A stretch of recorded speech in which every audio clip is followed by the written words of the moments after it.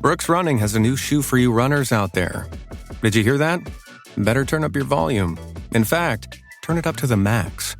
Introducing the all-new Ghost Max.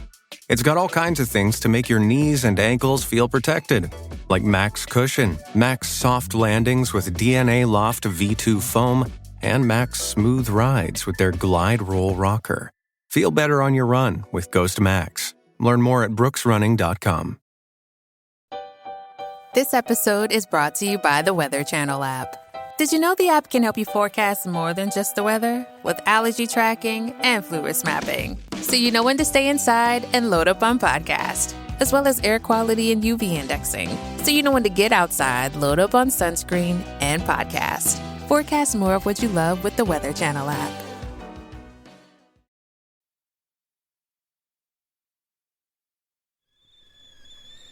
The kettle's boiled, Vic. Great. Perfect timing. Just a dash of milk for me, please, mate. Here you go. Shall we get started then?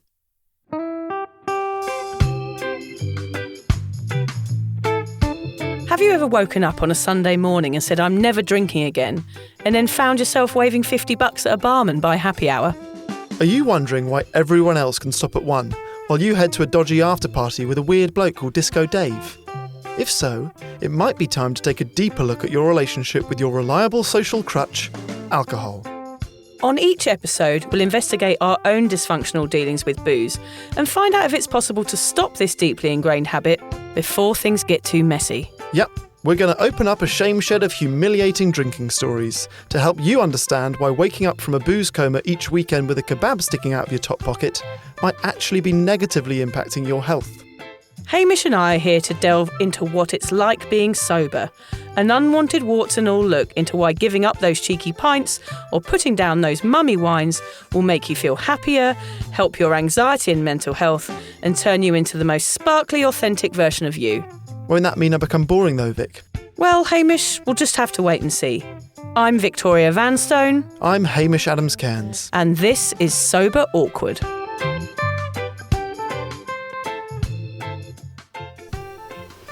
Yeah, so we're in Freddie's bedroom. Why? I don't know. Things have got bad. They haven't they?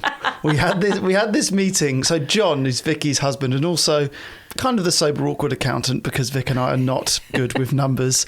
John sat us down and he had this grid of all the expenses and the income of the podcast, and basically the outgoings were more than the ingoings. I think it's because we were spending our money on posh studios where we had free water and free Tampax. That's the only thing we spent money on was the studio.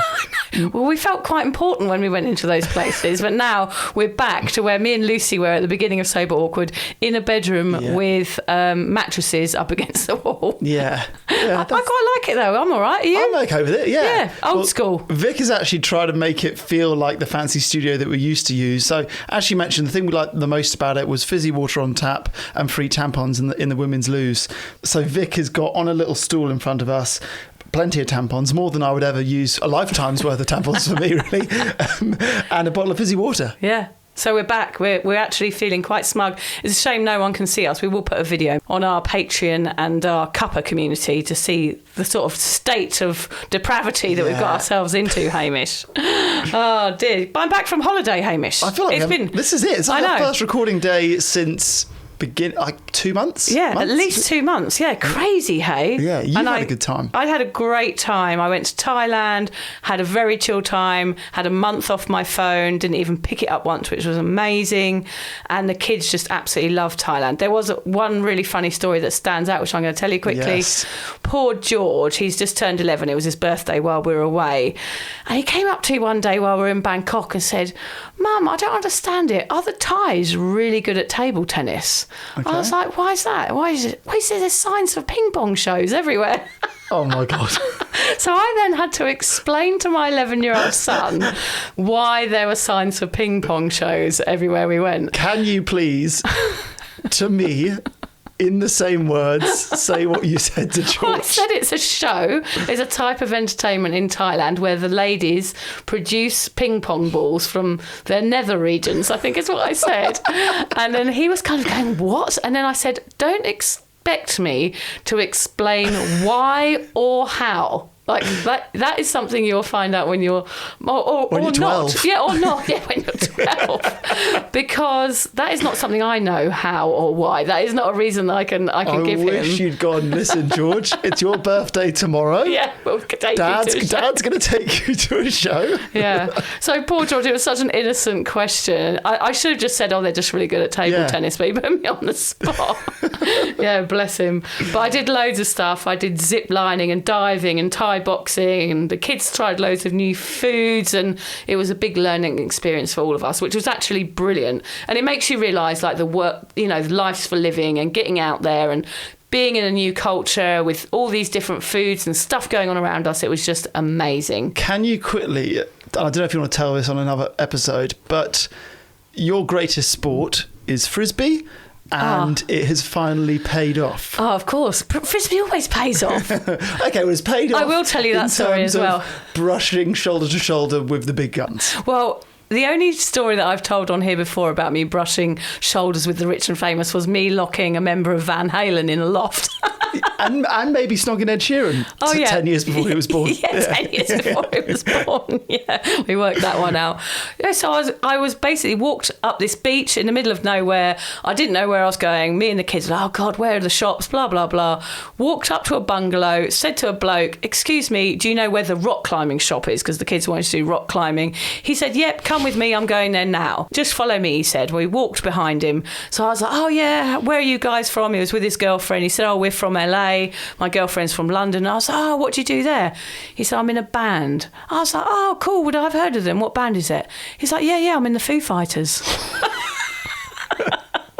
And you said that? Never heard of them? Yeah, never heard of them. I was kind of like, oh, you're in the Foo Fighters. Yeah. Okay, yeah, he said I'm the keyboard player. So hello, Rami, we're mates now and we played Frisbee. He happened to love Frisbee, which he mentioned very early on in the conversation. And I was just like, I'm fucking brilliant at Frisbee. And he was like, what? And then we went and played Frisbee all afternoon with him on the beach, and he was lovely. Did he mention that he liked Frisbee before he mentioned he was in the Foo Fighters? No, it was second. It was second. It was, yeah. I like him a little bit less. Yeah. Foo Fighters was definitely first. I think George had something, thought he was like the owner of Weight Watchers, because he kept calling them the Food Fighters. Does he own the Food Fighters? But so now my kids are on a strict diet of Foo Fighters, so they can learn a little bit more about them. George was on fire this holiday. We need to get him on the podcast. Yeah, he's got some good stories. Oh dear.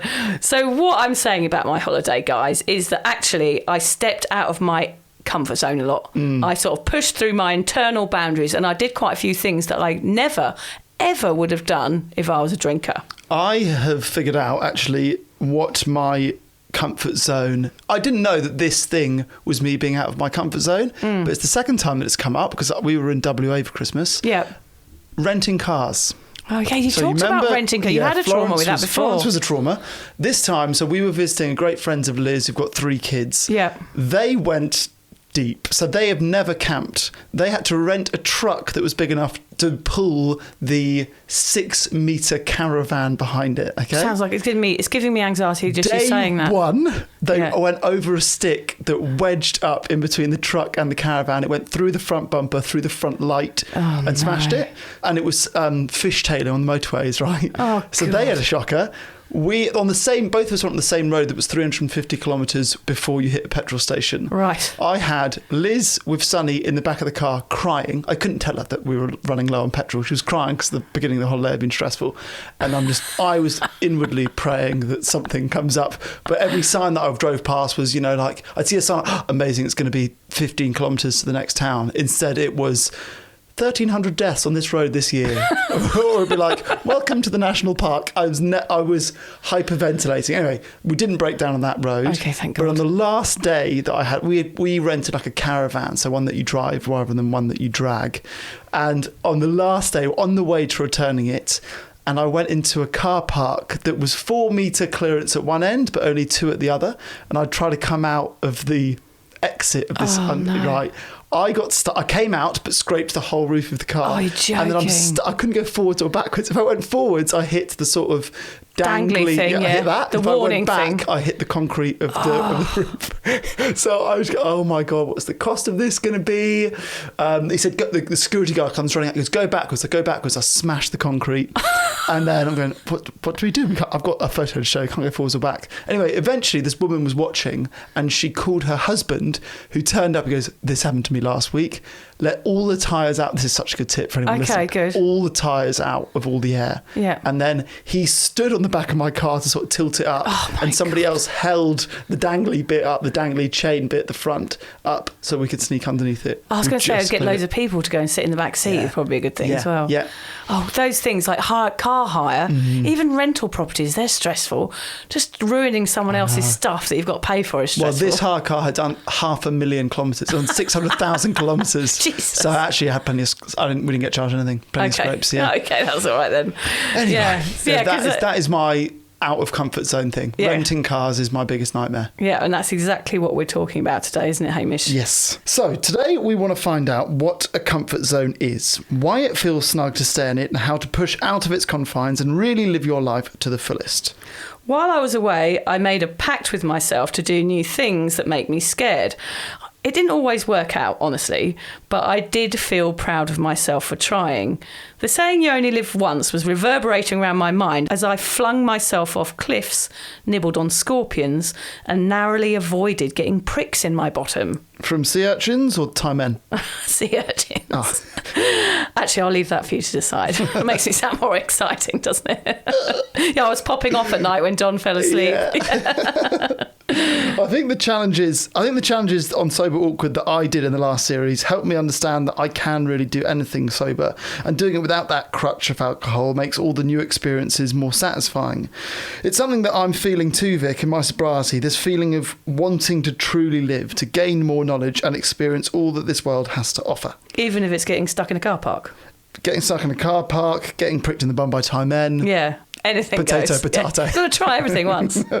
So today we're going to share some things that we've been afraid of in the past, find out how we faced our fears and how we both try to eke ourselves outside of the comfortable margins that once ruled our lives.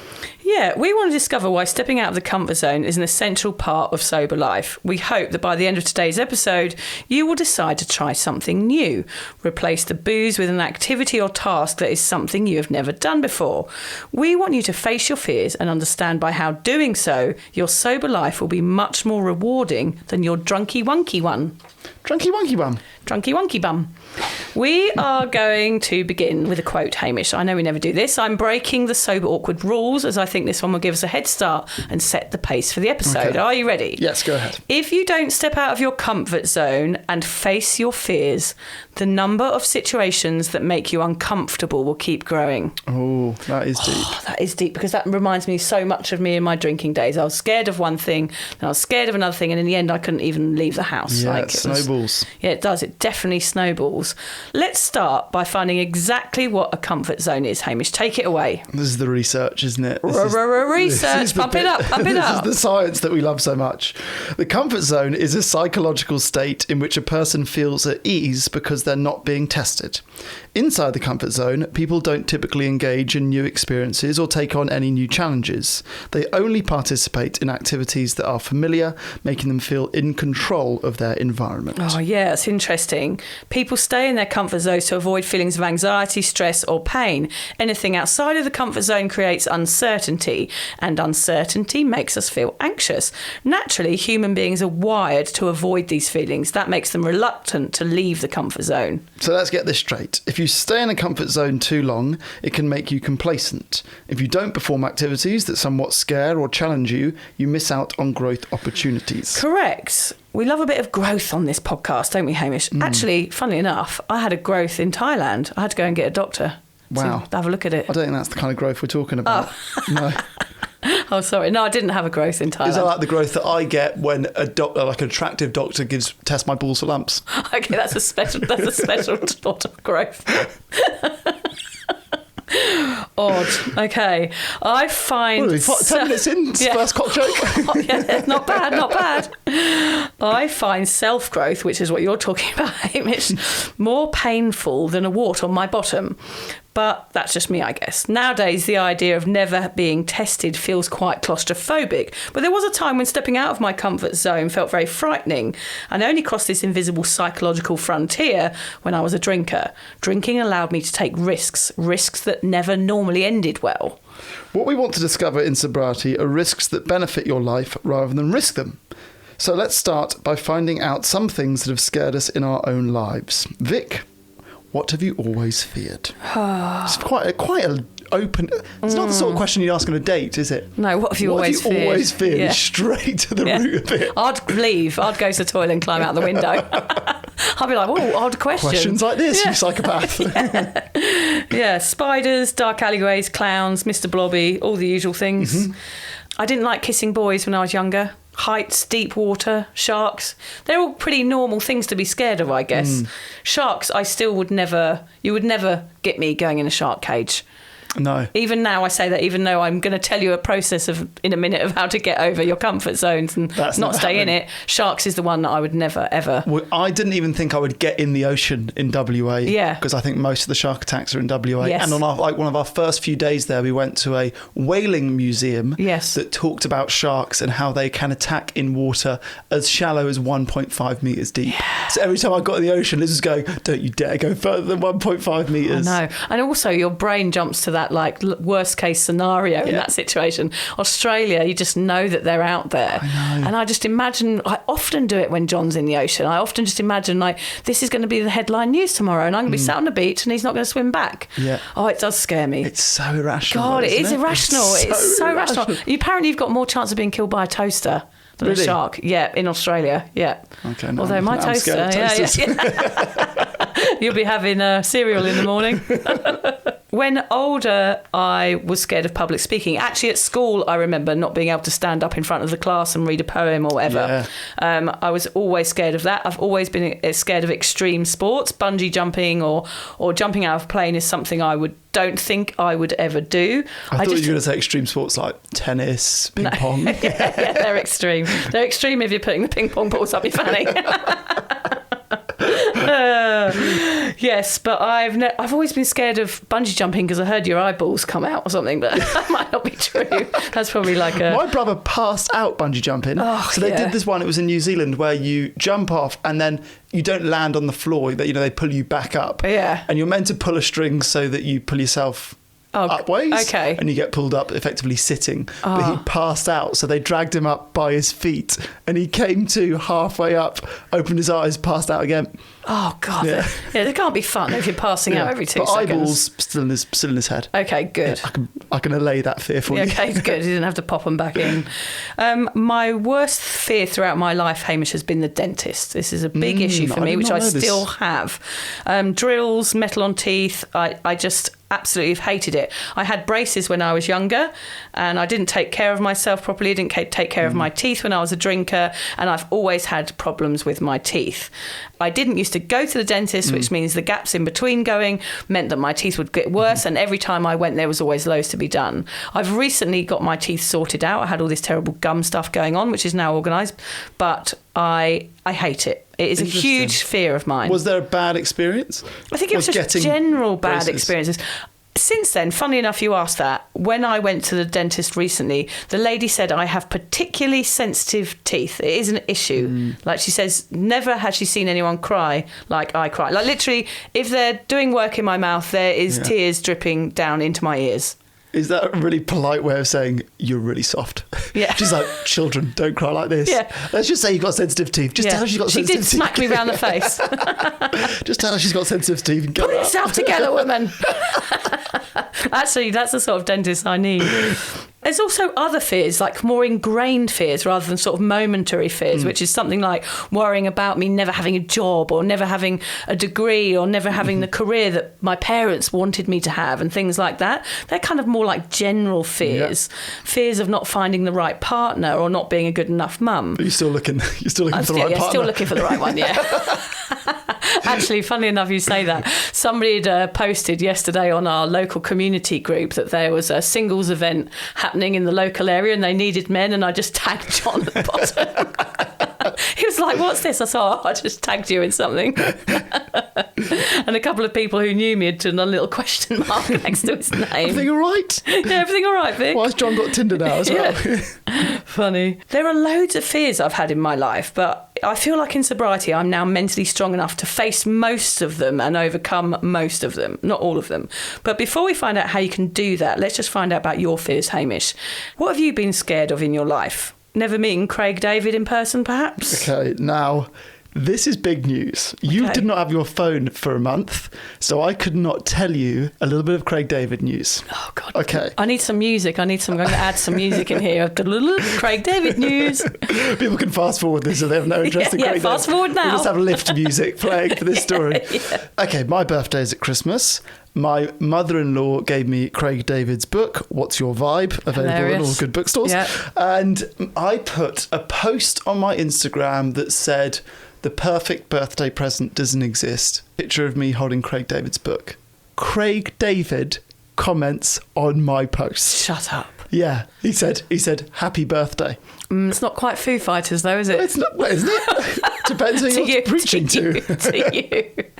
Yeah, okay, great. Foo Fighters pianist. I've got Craig David himself. Okay, yeah, he's a solo artist. Yeah, fair enough. Direct messaged him. Big comment. Oh, I bet big you message. did. Yeah, no answer. Craig. Great, thank you for my call. I should read that at some point. Okay, yes, please do. But yeah, big message. He didn't answer that. He didn't answer your big message. Nah, but that doesn't matter. He messaged me on my birthday. That is pretty amazing. Well, congratulations. Thank you. I can see you're very happy So about that. yes, it's not a fear that I'll never meet him because technically we're good friends now. Yeah. And I'll message him on his birthday, 5th of May. That's so odd. Well, we thought Sonny was going to be born on the same day. Sonny was You born. don't need to explain His yourself. due date was 2nd of May, David Beckham. 5th of May is Craig, usually 3 days late. Anyway, I sidetrack. Other great fears. Oh, shit. Look, my next one is quite serious. It's difficult to get into. Okay, right. Losing a parent or my brother. Okay.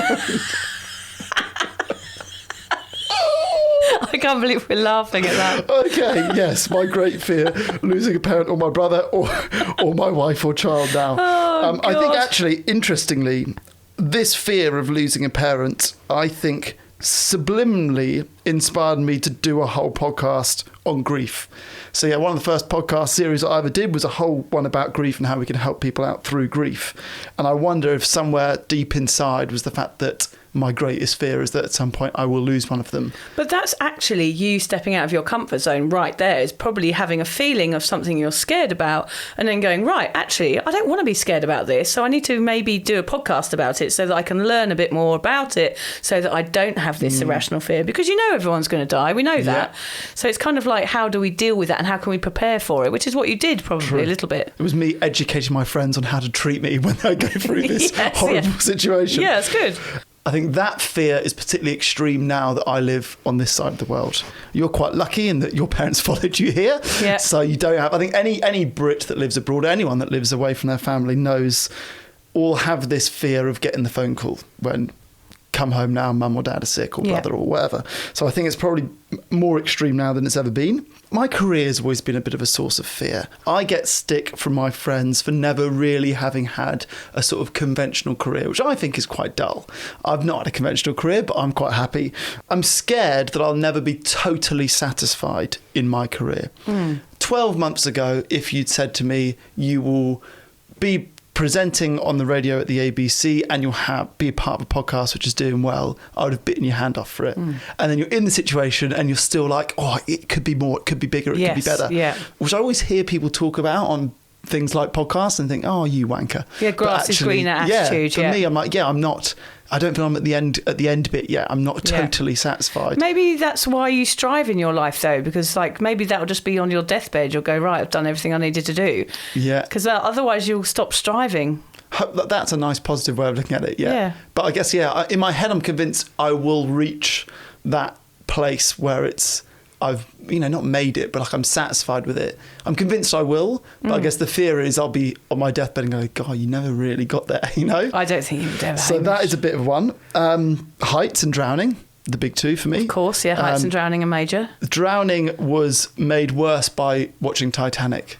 Oh, okay, So I yes. can remember we got a ferry soon after watching Titanic, which was one of those overnight ones to France. Bad move. And I can remember saying to my brother, do you want to sleep on the top bunk or on the bottom bunk? And he said, top bunk. And I said, great, I'll drown first then, shall I? God, irrational child. Yeah.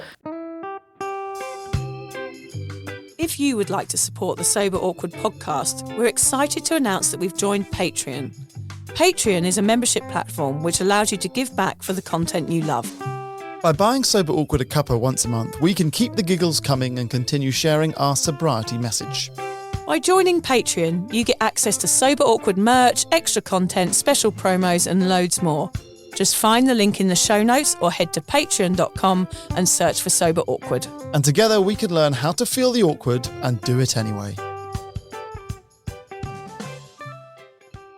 I just wanted to tell you quickly about my walk. I went on a walk yesterday, Hamish. Okay, yeah. It had to do with the comfort zone, so I thought I'd have a quick chat with you about it. Me and John went on this walk yesterday. It's one of the most beautiful walks in the world, I would say. Yeah. It's between a place called Sunshine Beach and Noosa here in Australia, and it's along the cliff edge.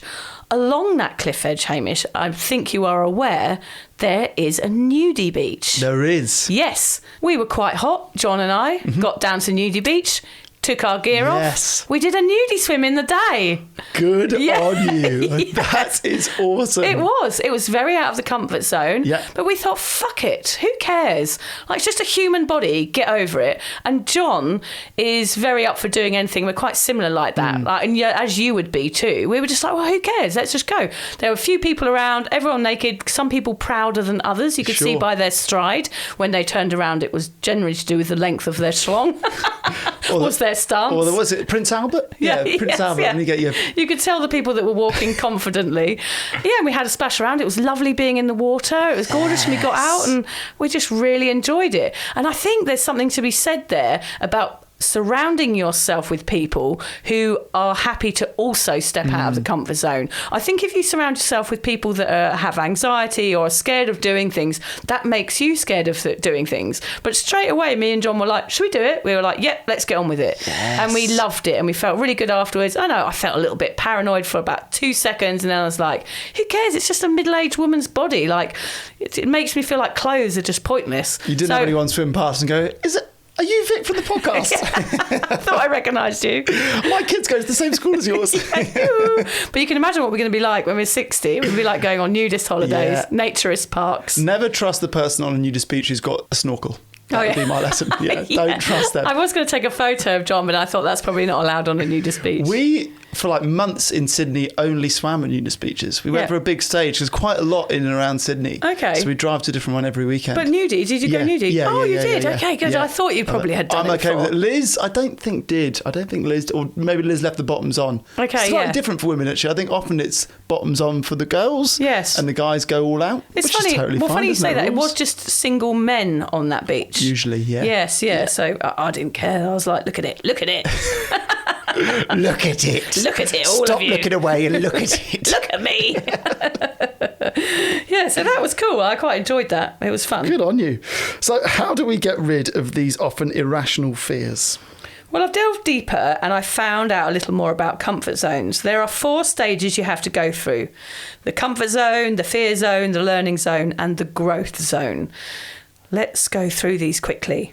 The comfort zone. If you're starting at ground zero, this is the state you're in. It feels secure and you feel in control because you're familiar with this space and know what to expect. For example, eating the same breakfast every morning and denying any other food because it's not on your routine is a perfect example of staying within your comfort zone.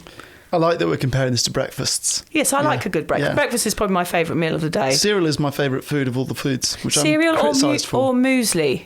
Oh, no, just cereal generally. If I'm going to choose any cereal in the world, I'm not going to choose muesli. I choose I'm going to muesli. choose golden nuggets. Yeah, but hey, okay, we're going to talk to you about this on the sugar episode because this is serious. Okay, the fear zone.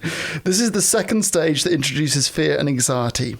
Excuses, lack of self-confidence, and being persuaded to stay in the comfort zone are obstacles you may face when trying to leave the comfort zone. For example, maybe you learn that coconut milk would be a nutritious substitute for cow's milk for your breakfast, but you've never tried it before and that scares you. Yeah, so I never used to have any sort of soy milk or anything like that, but I don't generally have normal milk now.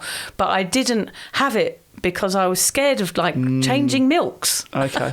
I did drive past a business van yesterday that was advertising camel milk. Yes, that is becoming a bit of a thing. I think that scares me. Dog milk. Have you tried that? No.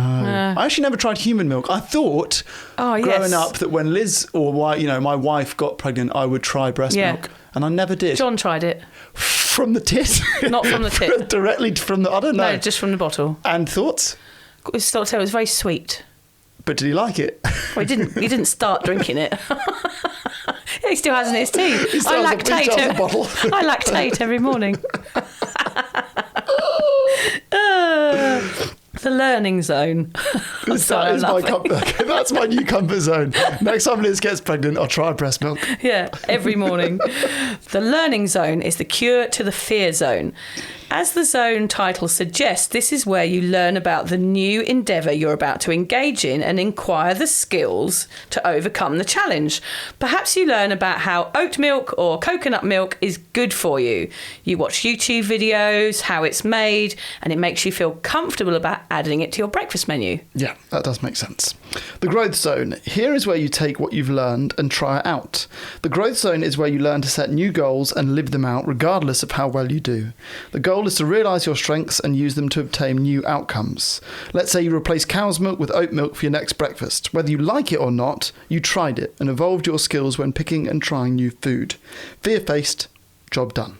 It's so simple that I'm really into this little process here, Hamish. I like the idea of even if it doesn't work, it's an accomplishment. It's a huge accomplishment, and you wouldn't have a fear about it anymore. Yeah. Because you actually know. There's no reason to fear the known, if you know what I mean. If there's probably a saying somewhere in there, but I'm not quite... That's not the saying, that's for sure. Do not know known. I'm just thinking, Hamish. Yeah, you can quote me on that. Let me just have a think here. Let's use this method with alcohol. For example, the comfort zone, you give up drinking and you decide it's nice to stay at home and eat chocolate pretzels forever, which I know everybody does in early sobriety. Then there's the fear zone. You're scared to socialise because you've never done it without a drink. You feel nervous and you talk yourself out of it, even though it's something you know you must conquer. Should we approach a chocolate pretzel company to sponsor the podcast? Yes. If they go up when people get sober. Yeah, that's sales. a good idea. I know. The learning zone is that you listen, for example, to the Sober Awkward episode, the Sober Shindig. You ask others about going out. You go on cuppa. You research sober socialising, get tips and tricks. Then the growth zone. Is that a wart on your bum again? Yes, that is the wart, and it's a type of personal growth, Hamish. Yeah. My personal growth. It's on your bum. It is the wart. Yeah. It's the bit where you're brave. You take what you learned and you try it out. You go out maybe for the first time for an hour, second time for 2 hours, and you slowly and surely step into the one thing that frightens you. You go through the process. I love it. This method takes away the anxiety. It's a practical way of methodically and logically tiptoeing outside of your psychological barrier. I'll get a tattoo that says comfort, fear, learning and growth. Oh, I quite like it, Hamish. I've written here that you shouldn't get that. But actually, I think that's a good tattoo. Yeah, Live, life, laugh. You could have as well. Yeah, on my bum. I'm going to have a wart tattooed on my bottom. You could write live, life, laugh on your wart. It's big. It's big enough. It's big enough, yeah. I do think I need to get some special ointment. I do agree, though. Having a set process is so much better than just thinking about the things that scare you and deciding straight away not to do them, isn't it? This 4-step structure actually makes anything possible. So why should we seek to abandon the pretty relaxing space that is our comfort zone? Good question. Now, you know how to do it. Let's find out why it's a good idea to push yourself into doing something that you don't want to do, especially when sober. I think, Hamish, in sobriety, you need to create replacement activities. We talk about those a lot. Fill the spaces in which you used to drink with something new, something that makes you happy. This will mean your sobriety lasts longer and you stop missing alcohol because there is so many interesting things to do. When you do something scary, it will give you huge satisfaction and a huge natural high. No booze needed. Yeah, that's the big thing about sobriety. You've got loads of time to fill. Your sober life is waiting to happen. If you don't find out what that looks like by stepping beyond your normal barriers, you might slip back into bad habits. Remember, your real life is the sum total of all of your experiences, not just the ones you're comfortable with. I do love that. It's good, that, isn't Yes, it is good. Challenging yourself pushes you to dip into and utilise your personal store of untapped knowledge and resources. You have no idea what you're made of until you venture outside of your own familiar world. I didn't know it was possible to absorb so much new information until I got sober. Now I love learning again. Oh, you're a book snob. I am. Yeah, you're a nerd. I read 5 books when I was away. That is. I did. Round of applause. Yeah, thank you. I'm waiting for some cheering. Yeah, where's your trophy? Because I put my phone down, I wasn't scrolling anymore. That I read is 5 good. books. That is a serious accomplishment with 3 kids as well. Yeah, it was good. It was good because they go to sleep and you're all in the same room. So me and John just sat and read books. It took me an hour and a half to write an email the other day because I was looking after Sunny. Oh yeah, an hour and a half to write an email with the kids. On the other side of that. Yeah, times 3. Yeah. Yes, it's not easy to get stuff done, but yeah. Yes, round of applause for me. Yes, 5 books. Well done. They're all picture books, all children's books. Yeah. Where is the green sheep? Bluey went to the creek. When I lived at the bookshop in Paris, yeah, whatever. the rule was you have to read a book a day. Yes. So I was children's books every day. Yeah, children's every day. Taking risks, regardless of their outcome, are growth experiences. Even if you make mistakes or don't get it right the first time, those become experiences you can tap into in the future. There really is no such thing as fail if you get something out of the experience. And just so you know, fail, reframed, means first attempt in learning. I did not know that. Yes. That's good. Yeah, first attempt in learning, everybody. You've got to remember that. That's FAIL for those of you that are struggling. A little bit slow, yeah. Don't settle for the mediocre just to avoid stepping out of your comfort zone. It's too big a price to pay. Your challenges and risk experiences are cumulative. Cumulative. Okay, yes, there we go. Every time you try something new and allow yourself to be open to whatever experience arises, you are learning and expanding your repertoire of life skills and self-knowledge. As you do this, you also expand the size of your comfort zone. So that's exactly what I did on holiday. And that's the feeling I felt while I was away. It was, I'm stepping out of the comfort zone. I'm in a different country with my kids. I don't know what's happening from 1 minute from the next. 1 minute we're on a motorbike. Next we're in the back of a truck. Then we're on a tuk-tuk. Then we're on this. Like all things that are potentially dangerous. No one's wearing helmets. Like everything's a potential hazard over there because there are no rules. It's not rules like you are here. You're not restricted. You can feel more free when you're inside a country like that. And there's something to be said for that. Just allowing yourself to go with the flow. I'm not saying like I was shoving the kids on the back of a motorbike and letting them go off and do their own thing. I was conscious of their behaviour, but I did allow myself to step out of the comfort zone and go, look, these people have ridden these bikes for years. They know what they're doing. And I allowed myself to relax a little bit about those things. Was that a plan going into the holiday? Were you like, I'm going to let go a bit more? I know that in Australia, like I feel quite restricted because everything's so, it's so clearly set out and everyone does this and you go your job and then you go to work and then you go home and have dinner. Even just not cooking dinner and going to a crazy market every night was stepping out of my comfort zone. But by the end of it, I just loved it. I loved the feeling of being able to make my own choices and being comfortable with them. It was good. Awesome. Yeah. So yeah, there are so many other benefits. Challenging yourself can help you perform at your peak at work, for example, make relationships more interesting, especially in the sack, Hamish, eh? Improve communication skills and self-confidence. And even it helps you age better. Those happy endorphins that are created by stepping out of your comfort zone keep your ticker going longer, believe it or not. Leaving your comfort zone ultimately helps you to deal with change and making change in a much better way. Sobriety and any form of life transition is all about change. Each time you transition, you move to another level. Inevitably, these life transitions transform you. I know transformation does sound a bit of a cheesy word. It's a little like journey. Hey, let's all transform. The me at the beginning of my journey in comparison to the me at the end of my journey. It's a total transformation. But I must say, sobriety and stepping out of my comfort zone ever since I quit the grog has transformed me. Nice. Not to my body, unfortunately, but my mind. Instead of thinking I can't do that, I think I will give that a go. Remember that time I climbed the Harbour Bridge? Yeah. I'd read that book, hadn't I, something about stepping out of the comfort zone. And I stood on the bridge and I thought I can either shit myself the whole way and feel scared or I can decide just to enjoy this experience. And my mind just flipped and I enjoyed the whole thing. My mindset plus the 4 stages of the process helped me transform. That was the last time I saw you in a hard hat, along with Christmas Day this year doing was it tree climb? Zip lining. Yeah. I could put a hard hat on for you in a minute if you want. Thanks a lot. Yeah. If that's your thing. I guess that's my thing. That's what I've discovered. Odd. Yeah. What are some other things we've done that have propelled us out of this happy circle of familiarity? And how do we feel it has made our lives richer? You can go first. Yeah, well, of course, giving up drinking is my main one, which it would be.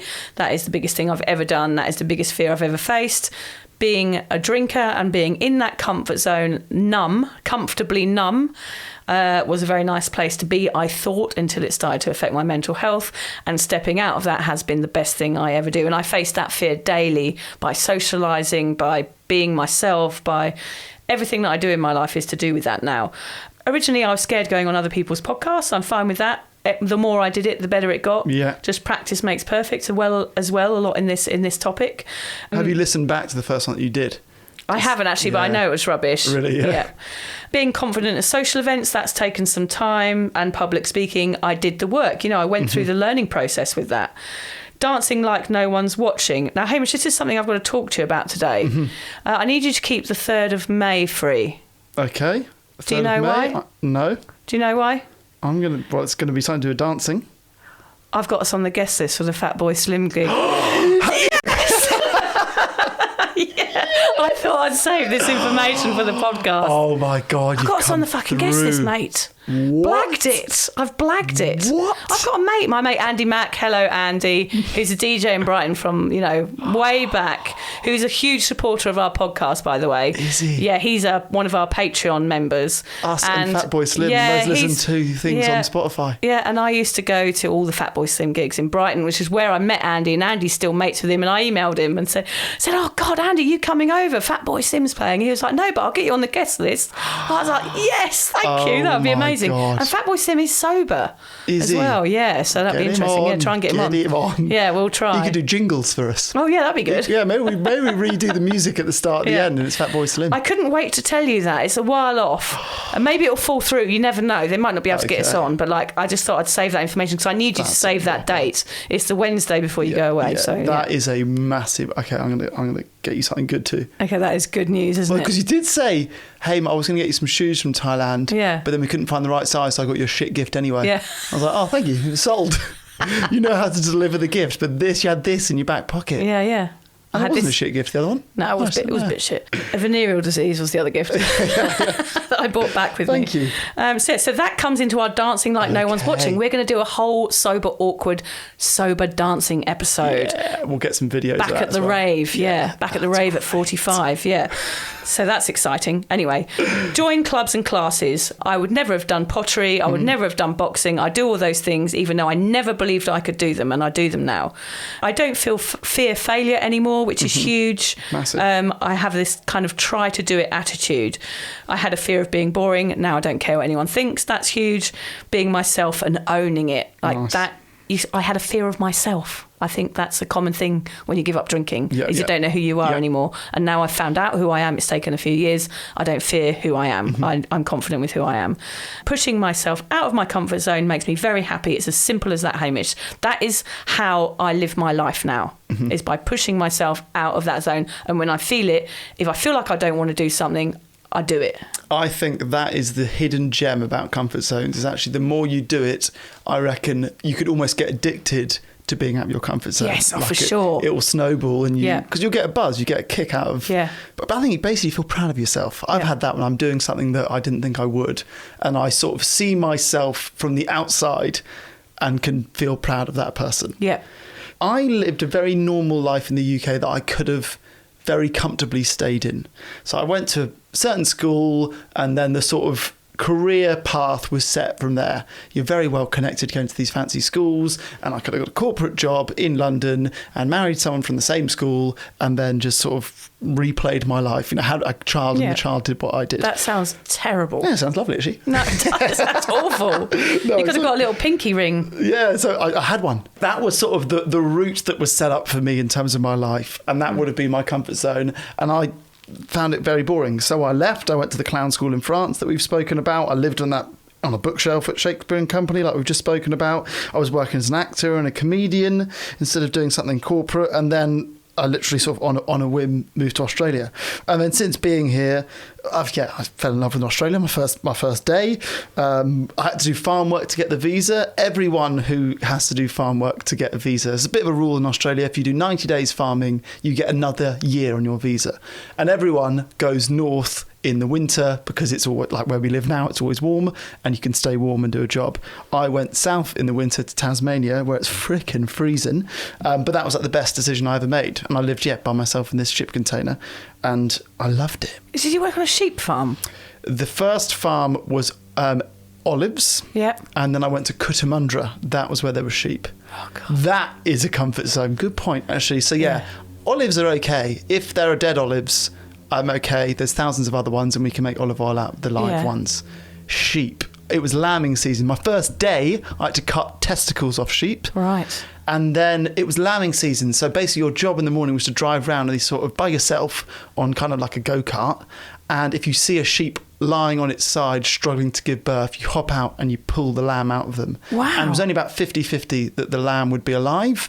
And even if you did pull it out alive, often the mother would die, because if they're on their side for too long, the blood's not moving to their legs and they're basically paralysed and they pass away. Right. And that was intense. Gosh, that is a full-on job to have while you're travelling. Every day, yeah. Oh, and that's it's sad. freezing and you're by yourself dealing with death. Yeah, awful. God, I grew up in London, there's no death. Yeah. Not of animals. So yeah, good point. So farming in Tassie and Cootamundra was definitely outside of my comfort zone. Saying hello to everyone. That's something I sort of learnt from a friend of mine at drama school. Literally everyone he walks past will say hello to. Yeah. And it, to some people it's weird, but to others it opens a conversation, particularly if people feel like they want to have a conversation. Just that intro will encourage them to speak to you, and you have amazing social interactions through that. Okay, this is bringing up something in me. Grinning. Well, it's just funny that you mentioned this, because on holiday we play this game when we're we never stayed anywhere posh, we just stayed in bungalows, like shacks on the beach and stuff. But me and John play this game where we say hello to everybody. Nice. As they're approaching, it looks like they're never going to say it. People in resorts or anything, they don't say hello to you. And we just can't understand it. Why don't people say good morning? Oh my God, we're so alike. Yeah. And so as they approach, we know they're going to say, they're not going to say it. So we test the approach. And then just as they're passing, we go, good morning. So they're almost like in shock that we've said it. And then they have to say it. But why don't people say good morning? I don't understand it, Hamish. What is wrong with people? It's odd, isn't it? Yeah, so we play the game everywhere we go. We say hello to everyone. In fact, our kids were doing it by the end of it. So we're like this really annoying family walking around Thailand saying hello to everybody. We loved it though. Yeah. People are so grumpy. On my holidays we play Uno, but you play hello. Yeah. Obviously giving up drinking and the fact that, I didn't necessarily have to do it, but that was sort of the ultimate challenge, is can you give up even if you don't have to? Yeah, what I've learned about comfort zones is I get such a buzz out of being the person doing someone different. And I think actually this probably comes down to ego, and I've always thought I don't have much of an ego, but I like the thought, and this might not even be going on, that my friends are somewhere talking about the weird crap that I've done. Okay, yeah, that's cool. Yeah, which is ego, really, but I like the idea that people are like, have you seen what he's freaking living in a ship container in Tasmania, whatever it is. I like that buzz. And I've talked about it with regards to drinking, out of dancing like a lunatic, and I overhear mates of mine go, he's not even drunk. He's not even drinking. Yeah. Like, look how weird that guy is. I quite like that feeling. I do like that feeling too. I often get the comment on my Facebook page is like, this could only happen to you. Yeah. And these things only happen to me is because I'm putting myself out there. Things don't happen to you if you stay at home eating chocolate pretzels. Yeah, I like that. That's true, isn't it? This could only happen to you is a nice feeling to get that. Yeah. I'm like, it's happened to me because I'm in fucking Thailand in some mental place doing something weird and throwing myself off a building, whatever I'm doing. So things happen in those situations, don't they? Yeah. You meet the Foo Fighters. Just keep playing frisbee on beaches, talking to strangers, asking them direction. Just do that all day if you can. To the wall climbing shop. What a niche in. Spoiled bastards. Are there any fears that you'd still like to conquer, Hamish? Yes, I would say I've always wanted to present live on TV. Yeah, okay. I've done live radio now, which is great, but live TV is like the mecca for me. Yeah, that's the absolute top. I want to have a second child. Yeah. So we've got one. We feel like we're in the trenches now. You'll know better than me. We're like, let's have the second one soon, so we never get out of the trenches before we have to re-enter them. Okay, yeah, that's true. That's good. Get it done with. I love the idea of continuously moving. I like to be 60 and have lived in like 20 countries. Okay, yeah. And I think that is a bad idea in my mind for the children's schooling, for career progression, for laying down some roots, for like feeling established in a community, like getting to a depth of friendship with your circle, maintaining relationships with friends and family back home. Like, there's lots of reasons to not do that, but I like the idea of it. I think we will definitely move to Thailand in the next 2 years. In our first phone call when you got back, I was still at the airport and you were raving about Thailand. I thought, we're going to lose her in a couple of years. Well, I just think life's for living, and I think you've got to experience everything if you can. If you can, I will give everything a go. I would love to take the kids there, learn Thai, go to a little school there. I think it'd be brilliant. I think it will definitely happen. In fact, I might pitch it as my third book a year and then get someone else to pay for it. Your family will follow you like they did here. Yeah. If I want to keep doing the podcast, I'm going to move to Thailand. We're all moving to Thailand, people. We need to increase our Thai audience. Yes, we do. Yeah, that's a good idea. Maybe we learn basic Thai and do Sober Awkward in Thai. ฉันพูดไทยแล้วค่ะ เป็นอาจารย์ที่กรุงเทพ20 ปีแล้ว Which means? Which means I speak Thai already. I was a teacher there 20 years ago. And George was brilliant at Thai when we were there. He learned it. He picks up languages like me. God, I hope there are people that speak Thai who are nodding along to that. She does have a good accent. What about you? Have you got any of these fears that you still want to conquer you haven't done yet? Stand-up comedy I'd always love to do. Yeah. Thai boxing camp, would love to go and do 3 months and learn it properly. Yeah. Climb a mountain, not Everest, I'm not that stupid. We've got Mount Coolum here. Yeah, Mount Coolum. Yeah. I'd like posh resorts en route that I can sleep in. Yeah. Get the Trans-Siberian, posh resorts on the way. Not hook up with the Trans-Siberian. No. Go to India. Posh resorts on the way. Okay, yeah. Perhaps so it's not totally out of your comfort zone. Go to really posh parts of really struggling countries. Yeah. Yeah, that would be nice, wouldn't it? Learn to carve wood. I've always wanted to do that. Yeah, I just have a thing for carving wood. Would like to do that. Weird things, but there are things I will do. Okay, that's good. We'll finish with a quote. Tony Robbins, all growth starts at the end of your comfort zone. Yeah. Nice, yes. We love Tony Robbins. Well, even if it is a bit culty, probably. Yeah, he can come on the podcast anytime he likes. Yeah, when you're not culty, really. No, we think you're funny. And if you want to sponsor us, you've plenty of cash. Yeah, if you want to give us some money, that's fine. Save us being in here with these mattresses and the boiling heat. I'm boiling. So am I. End of page 1. I thought I'm too hot, but we can't turn this fan on. We better go and have a glass of water. Before we leave this podcast, seeing as Alan is around, I'm just going to quickly ask him if he's ever stepped out of his comfort zone. Alan, what have you done?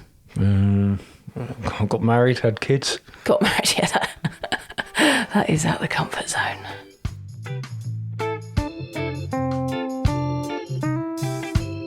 If you're questioning your relationship with booze, you're struggling to moderate, or your hangovers are causing anxiety, it might be time to reach out for some support. Yeah, just talk to a mate about how you're feeling, contact a local doctor, find an AA or sobriety group. Vic's got one. Yeah, just head to www.cuppa.community. Remember, if you're questioning yourself, it might be time to seek support. Even though this journey can be awkward, it is definitely worth it. And if you've enjoyed the Sober Awkward podcast, don't forget to review it, rate it, and share it with your mates. Do they have to share it with their mates? Yeah, of course they do. I'm not doing this for nothing, Hamish. Bloody hell. How do they share it?